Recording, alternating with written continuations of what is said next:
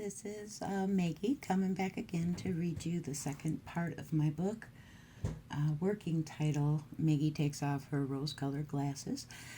There's a few things I wanted to talk about before I start reading the second section of the book. First, I want to talk about the first section. The actual title is 0-18, ages 0 to 18, but on the YouTube video I posted, it said 0 to 14, which I thought was so telling because I did that unconsciously. 14 was the age I was when I was raped.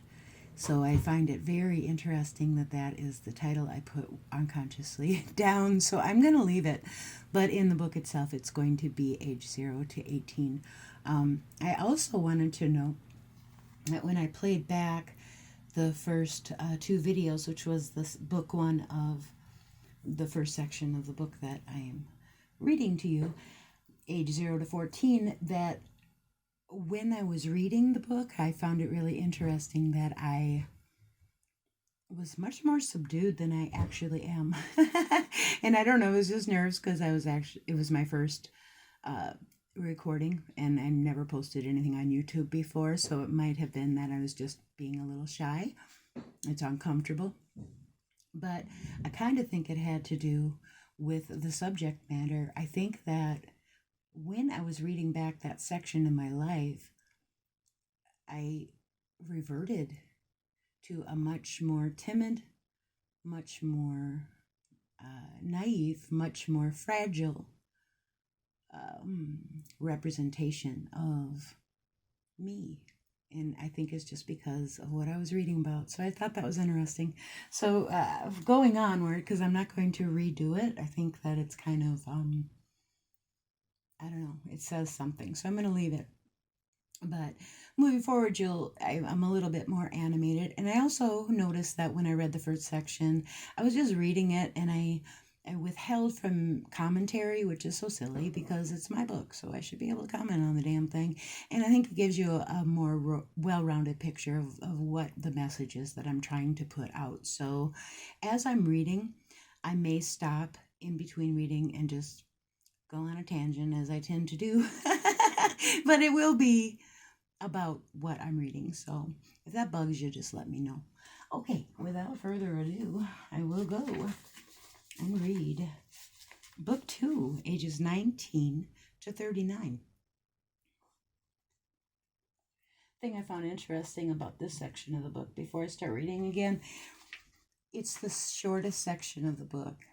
And I thought that that was interesting because that is the hardest working, everyday grinding portion of my life. I mean, I was just killing it to try and keep what I got. I really was. So it was full of ups and downs and drama and things I could have wrote about, but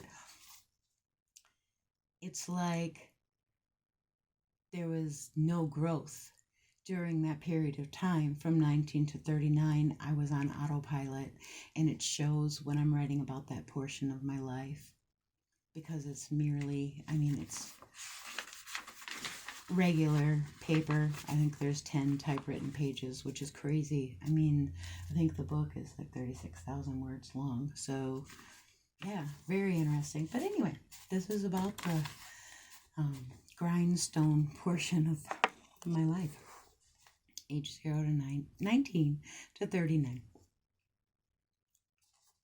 As soon as high school was finished, I took a job as an apartment manager, managing 3 buildings in exchange for a 2-bedroom apartment. Me and Alyssa were pretty secure. That's when it really started to sink in how lonely and scared I was. Most of my high school friends were long gone, and the ones who did stick around, they were figuring out their own lives. I felt very isolated. However, I knew I was lucky to have scored the apartment manager gig, so I didn't complain too much. After all, I had a place to live and a way to support my child. I knew I was being exploited by the owner of the apartments that I managed. I did all of the turns.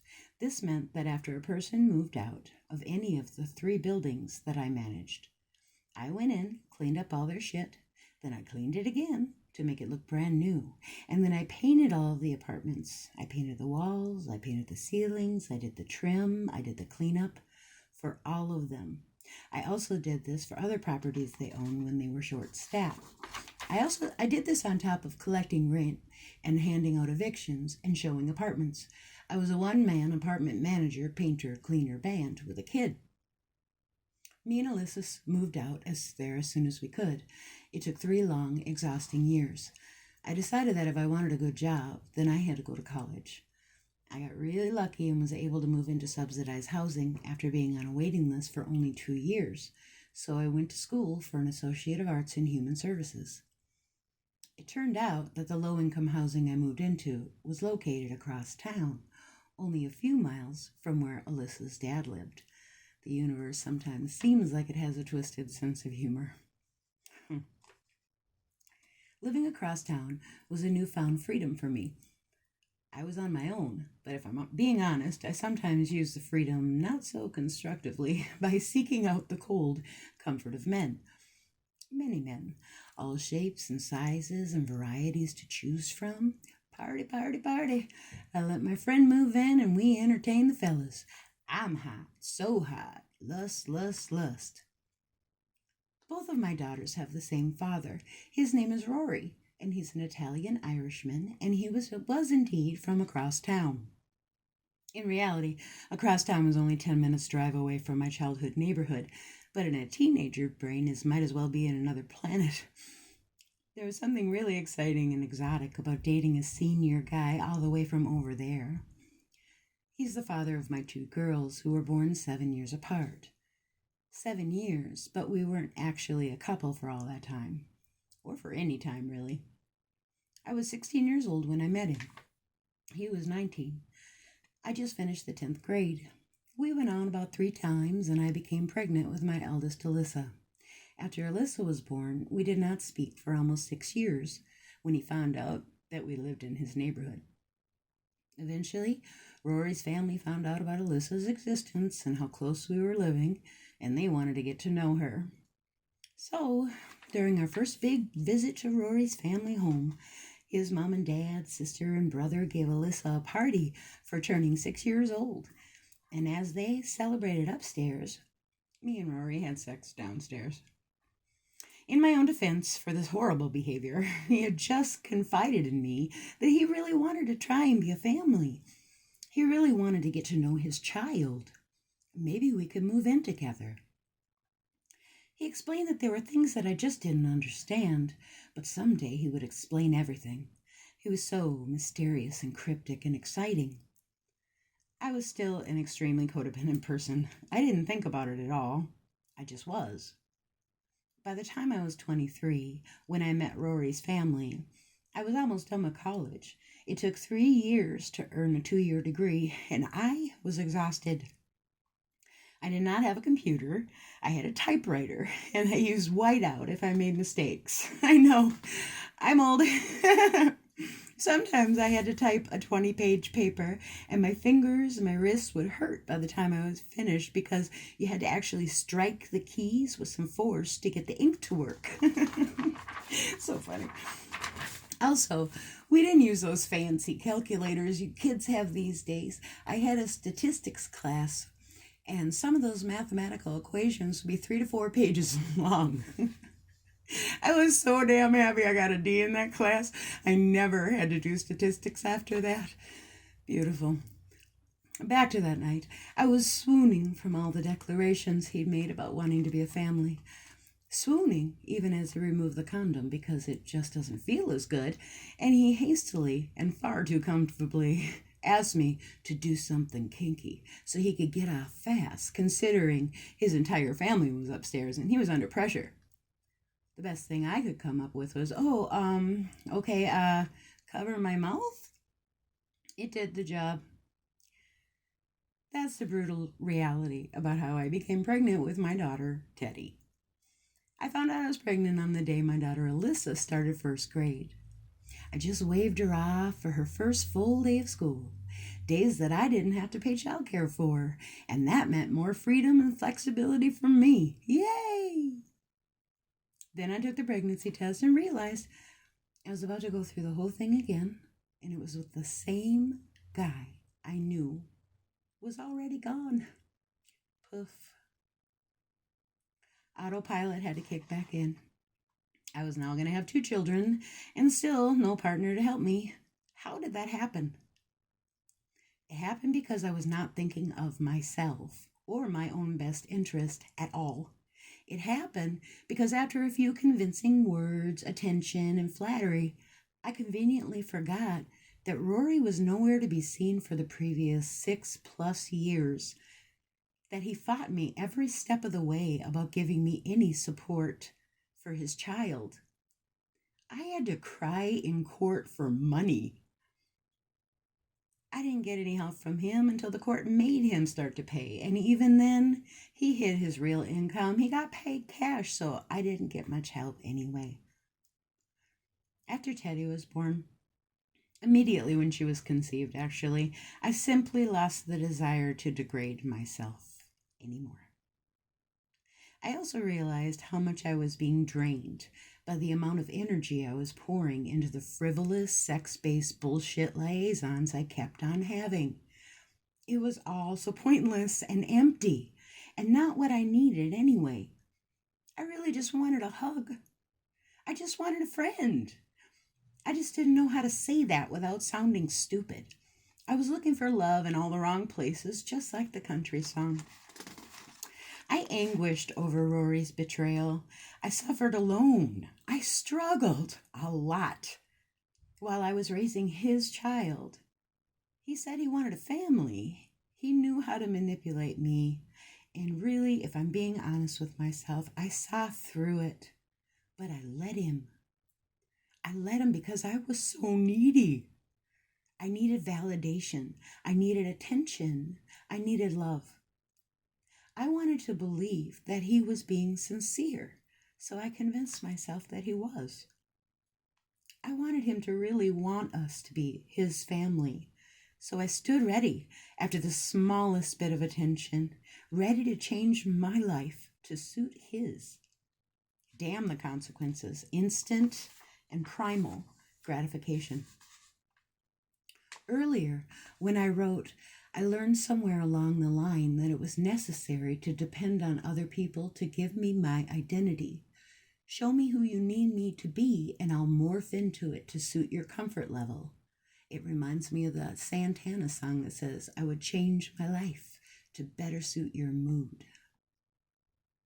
I learned to believe that other people's needs and their struggles were more important than my needs and struggles, and they should be addressed first. The moment Rory said that he needed me to be understanding and forgive him, I did, without question. An instant and programmed reaction within me like Pavlov's dog. I dismissed my suffering, my sadness, my anger. I saw a rainbow with a happy fairy tale ending, and I dismissed everything. I was going to ride those coattails for everything they were worth.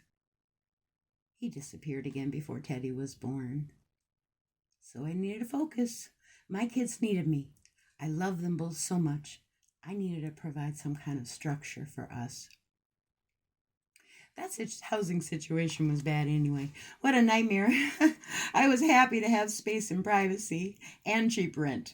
But the entire time I lived there with Alyssa, and then the first few months of Teddy's life, we dealt with cockroaches that were so huge they came out of a horror movie. One time when Alyssa started screaming, I went upstairs and I saw they had crawled out of the faucet and was swimming in the water with her in the bathtub. Also, naturally, we had mice. Lots of mice. They were everywhere. I couldn't stop it because it was such a huge complex. They'd jump out from underneath the vacuum cleaner when I go to use it. It was so creepy. Then there were the bats, and I'm not kidding. One night, I was sleeping on my back with the sheet pulled over my face. I could feel a swoosh, swoosh. It was going by my face. There was like a little flutter. I slowly removed the covers to find a bat circling my head, presumably to eat all the cockroaches. The last straw was being greeted at the front door by a snake. He was coiled and bathing in the sunlight, and I'm assuming he was there to eat all the mice. I don't know. I didn't care. I was lucky to find subsidized housing closer to my old neighborhood, closer to my family. I found a job as an activity leader at a nursing home.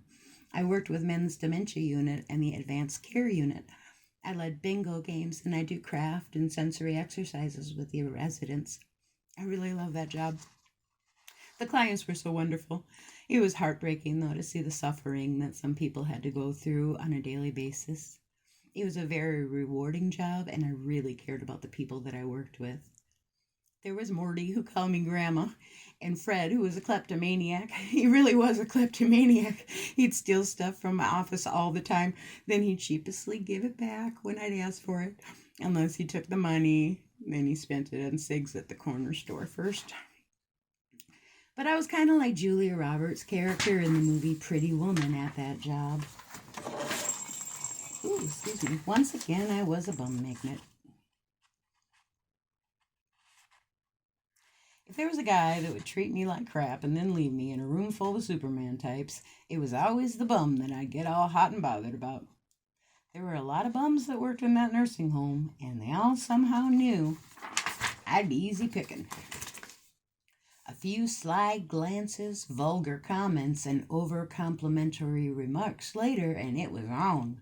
With this one guy, then his friend who filmed me without my consent, and a friendly older CNA that couldn't perform sexually anymore, but was really happy to give me all of his attention, so what the hell. Unfortunately, my overactive hormones and questionable morals led me to be in a love triangle with a hugely pregnant housekeeper and a janitor who was her boyfriend and also married to someone else. I had to leave that job. I actually had to quit because of my own behavior. I was so ashamed about what I had become involved in. I could barely even start to think about myself at that point. I wasn't intimate with anyone for more than 6 years after that. Then, far too soon, after scoring the new housing, I had to move back to my parents' house because my next-door neighbor thought I was abusing my daughter Teddy. She just assumed that because Teddy would cry a lot at night. But it was because she had so many ear infections and she was in pain. That bitch, she kept calling the cops on me. It was so ridiculous because the police knew right after they met me that I was sitting there with a sick, crabby baby and the situation was innocent. But it didn't matter. It ruined everything. I was still worried about child protection being called because after they're called enough times, they'll send a case to social workers and then they come to your house and then they question you and then they write it somewhere that they had to visit you. I was in low-income housing and more vulnerable to assumptions and accusations being enough to remove my children. I was more vulnerable simply because of the fact that I was poor. I never wanted to be in a situation where my ability to care for my children would be questioned or my reputation in that area tainted because they were my reason for existing, my reason to keep trying. So I gave up my prime location public housing and I moved back into my parents' house. This time with 2 kids in tow. I was 24 years old and living in my parents' basement. I soon went from being disgusted by that fact to extremely grateful for it. My brother Andre was sick and my parents were out of town on vacation. I took him to the hospital and they said he strained a muscle and they gave him pain relievers and they sent him home. But it wasn't a muscle. He had strep throat, but he also had eczema on his hands. He coughed into the open sores on his hands, and the strep throat virus went into his bloodstream. It sent his body into septic shock, and he died on my parents' living room floor. He was only 25 years old. All of our life shifted again. I went from desperately wanting to move out to not being able to function at all. I basically floated through the following year with no concept of anything other than grief. My brother, my friend, my confidant was dead. He had a daughter named Justine. She was only 6 years old. That was the second time in my life I had seen my dad cry. The first was at the Vietnam Memorial while our family was on vacation when I was 14 years old. All of a sudden, any pain I had ever felt in my life up until that point didn't mean anything. I did not understand the finality of death until then. I did in theory, but not in reality. The finality is the hardest part to accept. No more chances. Done and over. Memories are all that's left, and they begin to fade so fast. I started to panic about my immortality, and I raged against and questioned the divine. In the end, after the futility of wanting to change, reality wore off. I was left with the love I will always have in my heart for my brother, my Irish twin. I was also left with the gratitude I felt for having Andre in my life for all of those almost 25 years. He was an infectiously happy, loving person who was called more than once a gentle giant because he was so tall, and he was so friendly and goofy and infectiously happy. He was the life of the party and even led the drag crew and all throughout high school, and he was named class clown in the yearbook of his senior class. His funeral was massive, as it was beautiful. His death, it shook all of us, right down to the core. We were changed people. My mom handled the loss the best she could. She did what she was used to doing. She tried to stiffen her upper lip to survive for the kids she had left. She did not fully grieve. I think it hurt too much, and I think it also woke up the grief she held inside from losing her mom. My dad was distraught and much more expressive, which was good for him because it's not his usual type of reaction. It's like the loss was too big to contain, so he just let it flow out and up to God. My sister leaned into her group of friends, and they really, really helped her grieve. My baby brother Charlie was just finishing high school, and within a few years he'd start his career in the Navy, and he'd leave for boot camp. He wouldn't be back home for almost 10 years. I was irreparably damaged. My other half was gone. I couldn't comprehend it. Excuse me. My dad was overwrought emotionally. My mom shut down. It was as if all of her joy was extinguished. Her light went out, and her heart shut off.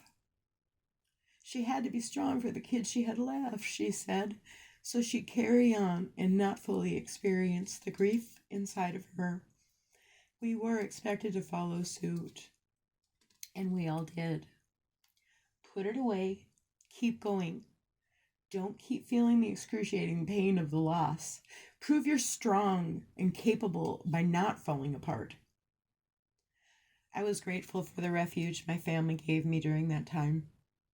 I needed the help, and I'm not entirely sure I could have maintained a household by myself at that point. I saved and I planned, and within 4 years, I bought a house for me and my kids, our first family home. I was 29 years old, and the year was 1999. Wow, what a difference owning your own home makes. I was in heaven. It was a very humble 3-bedroom, 1.5-bathroom house in the less expensive part of my childhood neighborhood. To me, it was a huge castle that would protect my family. It became our refuge and our fortress, and it remains to be that very thing for us to this day. My first true home. Up until I bought my house, I was either a slave to my housing situation by being a manager, cleaner, eviction giver, painter girl, or being monitored and scrutinized with no privacy, public housing. I did not know the real feeling of having independence until the day I signed those papers and we moved in. Suddenly, my kids had their own rooms, and in theory, I had my own bathroom. I couldn't believe the freedom I felt when the kids would start being loud and jumping around, and I realized nobody's complaining about the noise.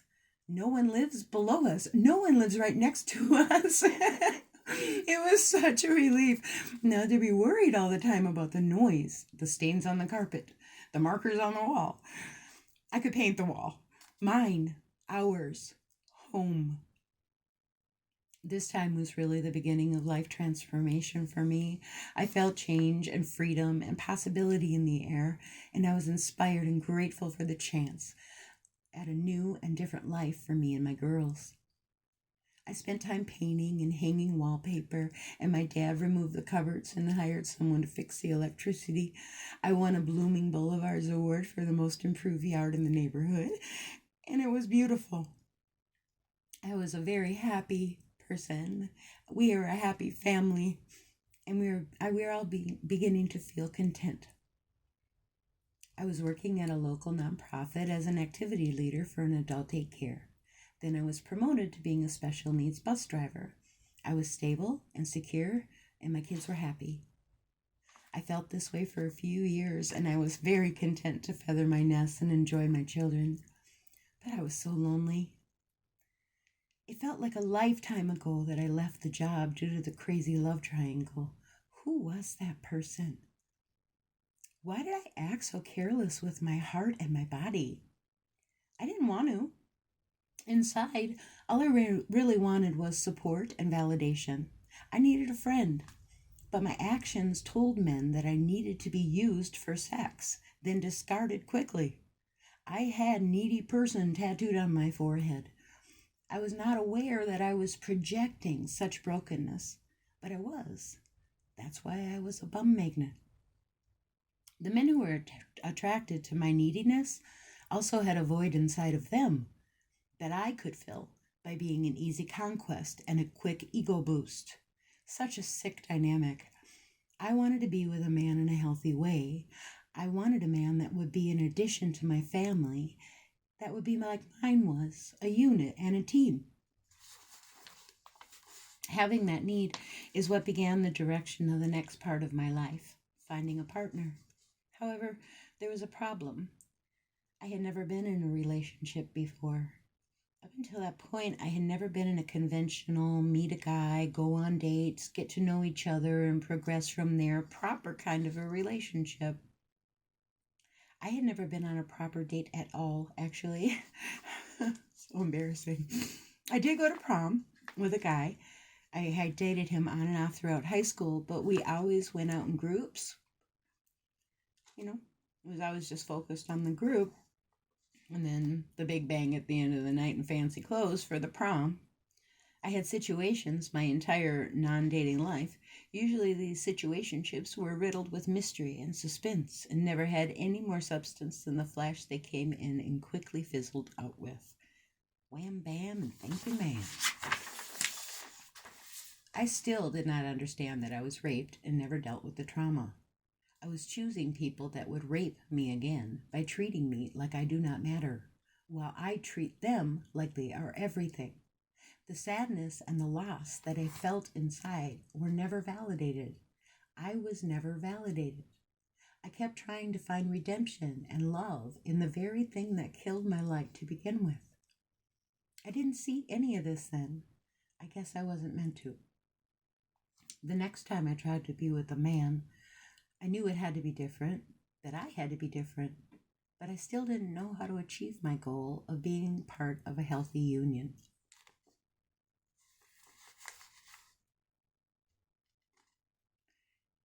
The year was 2004.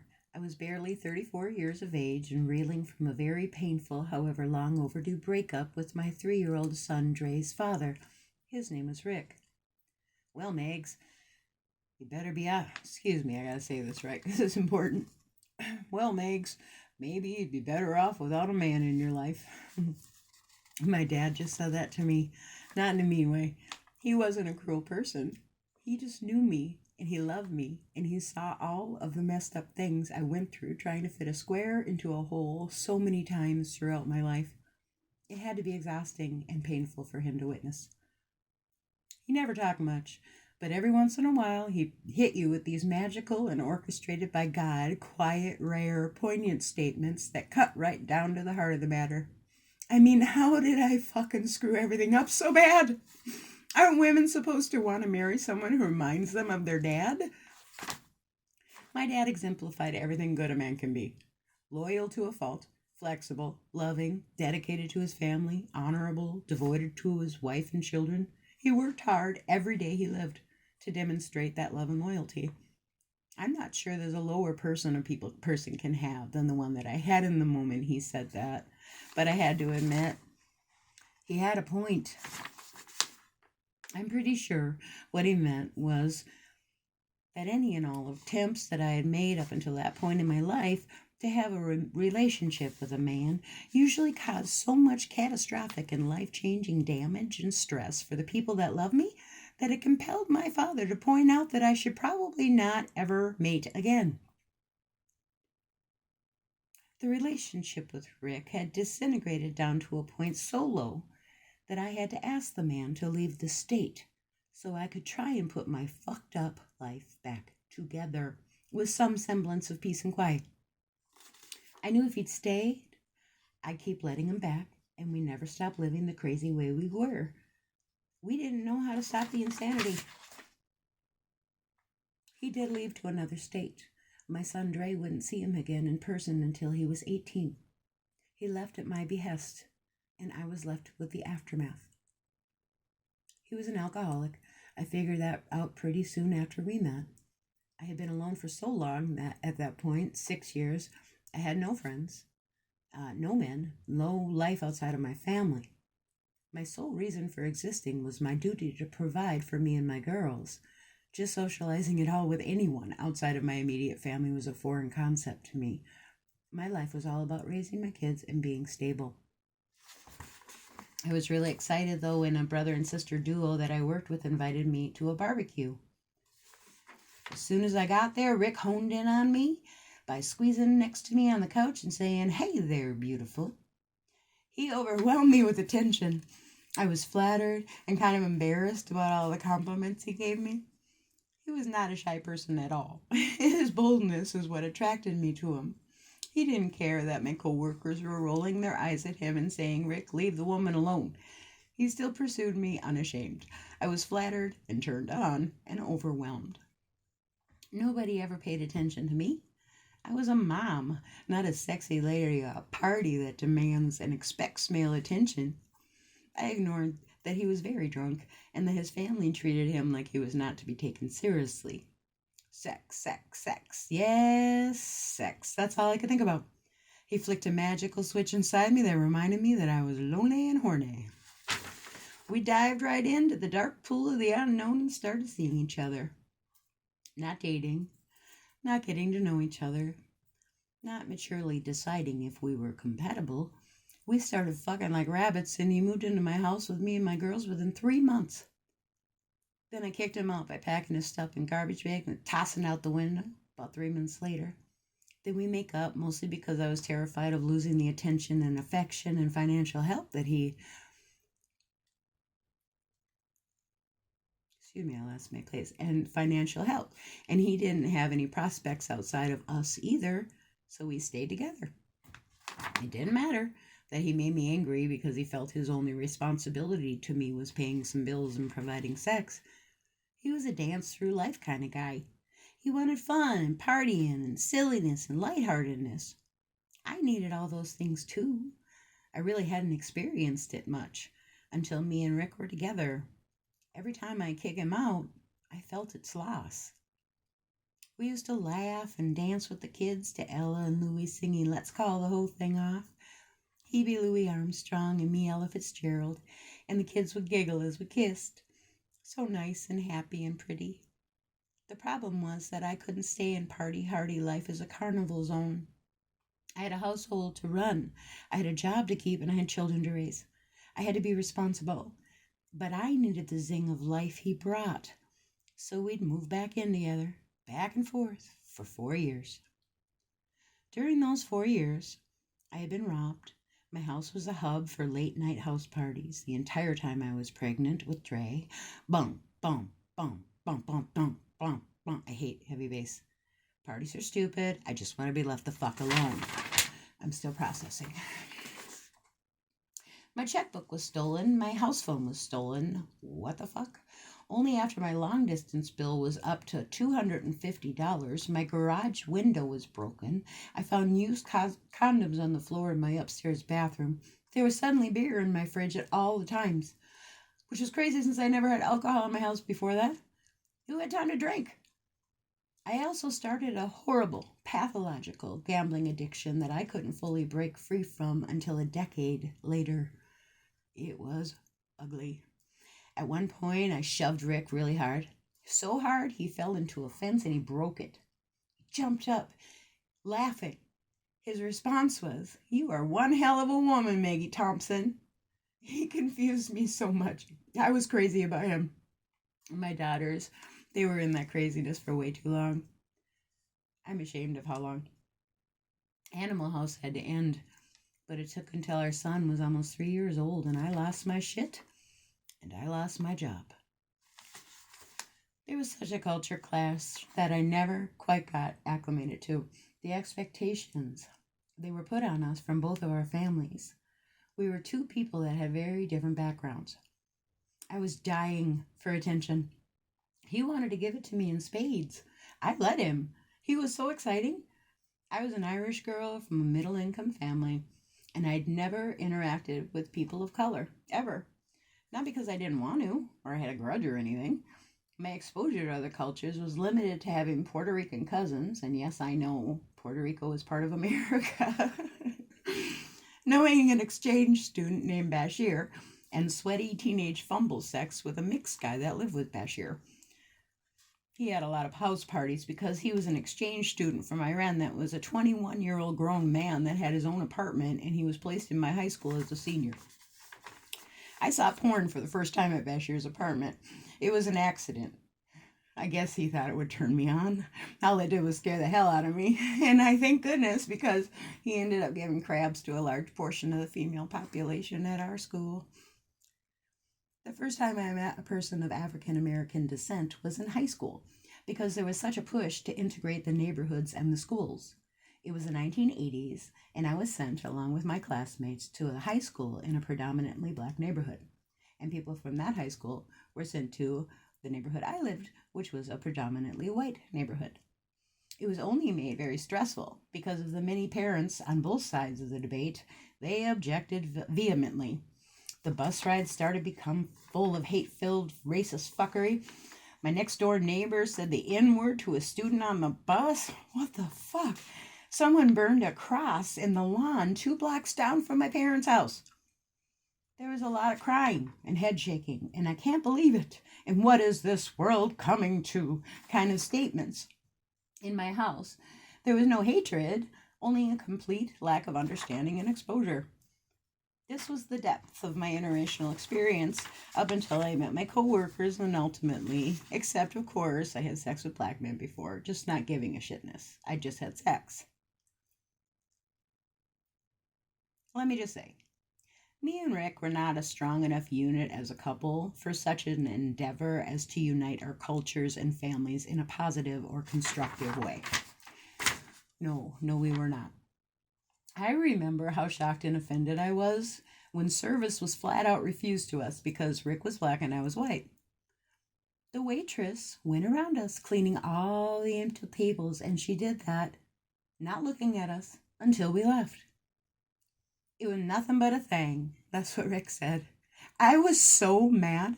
I never went there again. It's been over 20 years, and it's only a block from my house, and I never went there again.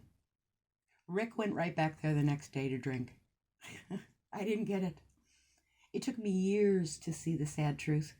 There's still so much hate, so much resistance to trying to really understand each other as people, not demographics, stereotypes, or as assumptions we have in our head because those ideas we were programmed with the entire time we grew up. Programmed by our family, our friends' families, by our schools, by the local news, radio, TV, movies. Programmed to believe bullshit. We are not aware of it really until we are. That's the point when we have to decide to either reprogram ourselves, changing everything about our thought process, which is painful and the exhausting route, or we just pretend that nothing's jacked up and go about our lives and change nothing. That's the easy way. We chose the easy way without even knowing we were doing that. I didn't understand it until many years later. It absolutely took for me to want to protect my own child from harm in order to pry my eyes open enough to be able to see the hard truth. It feels like it's safer to be a white person than it is to be a black person or a person of color in this world. Trust me, it breaks my heart to just write that. I think it's true. I really hope it's changing, but so far, I believe the jury's out. Rick was a good guy. He had a loving heart. He showed me and his son an unfathomable amount of respect by leaving the state when I asked him to. He was an alcoholic that didn't have the strength or the support to look within. I didn't know how to be anything other than an enabler for him because of my codependent personality. It was a toxic mix. He also saw clearer than I did the hard road ahead for both of us for being a mixed couple. He wanted better for his kid, and he knew the chaos we created together would not help that to happen. He left because it was easy, and I asked him to because it was easy. And we were both so fucking wrong. My son, Dre, needed him so bad through these years. And I held on to resentment for way too long. I didn't understand. Neither did he.